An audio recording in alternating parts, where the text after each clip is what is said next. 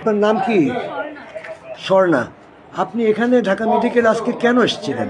মানে আমার একটা আত্মীয় আর কি, যিনি ইসলামিক ব্যাংকে কাজ করে, উনি আমাকে বলছিল যে তোমার ফর্ম যেটা ভর্তি যে হয় ওই ফর্মটা আর কি ওনাকে ফিল আপ মানে পাও করে দেওয়ার জন্য।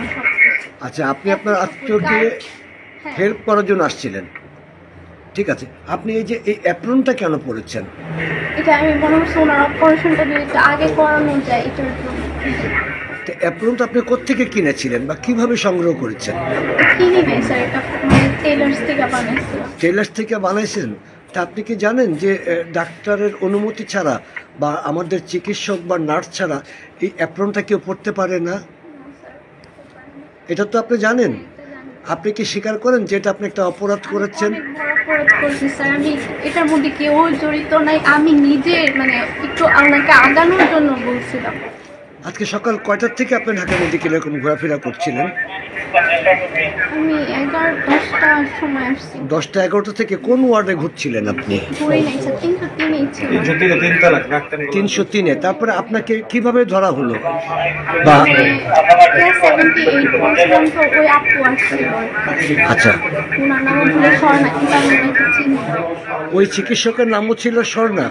কিন্তু আমি আমার নামেই সঠিকটাই বলছিলাম, স্বর্ণা। আপনি আপনার নাম বলছিলেন স্বর্ণা।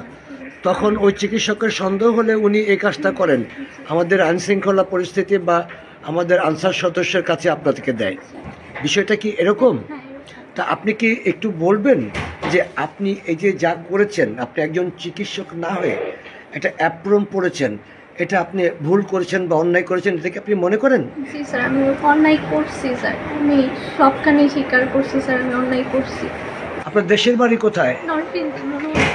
নরসিংদীর মনোহরদী। গ্রামের নাম কোথায়? হারুতিয়া। আর এখানে ঢাকার কোথায় থাকেন? এখানে বক্সিবাজার। বক্সিবাজারে থাকেন?